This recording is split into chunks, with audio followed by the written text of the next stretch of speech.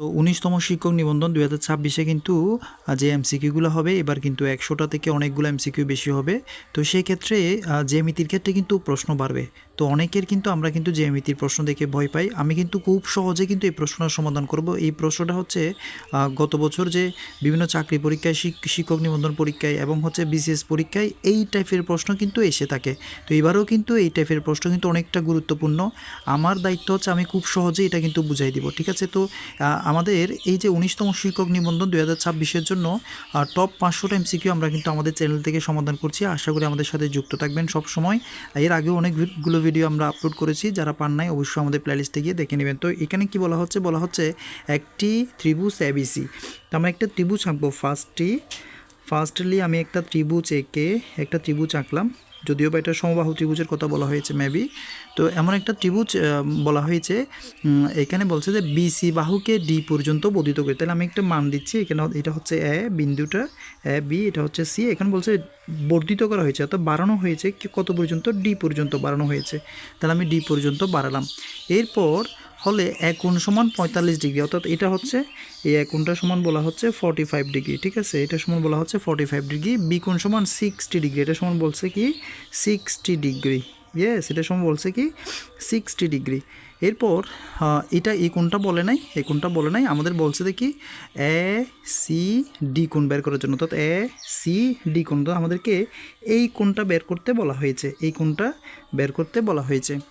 তো একটা বিষয় হচ্ছে আমরা কিন্তু এমসিকিউ সমাধান করছি এরকম নয়, কিন্তু টপ ৫০০টা এমসিকিউ নয়, এগুলোর পাশাপাশি আমরা একটা এমসিকিউ এমনভাবে দেখাই দিব যাতে এই টাইপের যদি অন্য কোনো প্রশ্ন আসে তাহলে সেটাও যাতে আনসার করা যায়, ওইভাবে করে আমরা দেখাই দিব। তো আমি এখানের এটা বোঝানোর জন্য আমি একটা বিষয় বলি।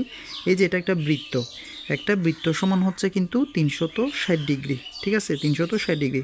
এবং এই ৩৬০ ডিগ্রিকে যখন আপনি মাঝখানে ভাঙবেন তখন এটা অর্ধেক অর্ধেক হয়, অর্থাৎ এটা হয়ে যাবে ১৮০, এটা হয়ে যাবে ১৮০। তার মানে আমি যদি অর্ধেক নিই, এই যে অর্ধেক নিই, তখন এই যে কোণটা, এটা পুরো কোণটাকে, এই যে সম্পূর্ণ কোণটাকে আমরা বলি কিন্তু সরল কোণ। তখন এই সরল কোণ সমান হয়ে যায় কিন্তু ১৮০ ডিগ্রি। এটা কিন্তু বিভিন্ন দৃষ্টিকোণ থেকে করা যায়, বিভিন্নভাবে করা যায়।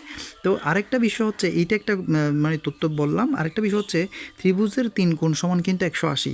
তাহলে আমার ত্রিভুজের এই যে দুইটা কোণ দেওয়া আছে, এখানে আছে আপনার হচ্ছে যে ৬০, এটা হচ্ছে ৪৫, তার মানে হচ্ছে ১০৫ এই দুইটা যোগ করে তাহলে ১৮০ হওয়ার জন্য ৩ কোণ, তাহলে এটা হবে কত ৭৫, এই কোণটা হবে ৭৫। আমি কিন্তু সমষ্টি দিয়ে করাই দিলাম।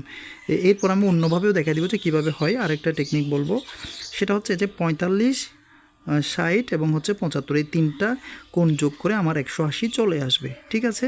কারণ আমরা জানি ত্রিভুজের ৩ কোণ সমান হচ্ছে ১৮০ ডিগ্রি। এরপর আমাদের বলা হয়েছে বাইরের কোণটা বের করার জন্য। আমি এখানে একটা কথা বলেছিলাম, সেটা হচ্ছে একটা কোণ যদি এরকম হয়, আমি যদি এই কোণটা বের করতে যাই, আমার এই অর্ধেকের মানটা কিন্তু আমি ৭৫ ইতিমধ্যে বের করে ফেলেছি। তাহলে এই যে পুরা কোণটা সমান আমি এখানে বলেছিলাম যে ১৮০, তাহলে ১৮০ হওয়ার জন্য আমার এখানে কত দরকার, আমার এখানে ১০৫ দরকার।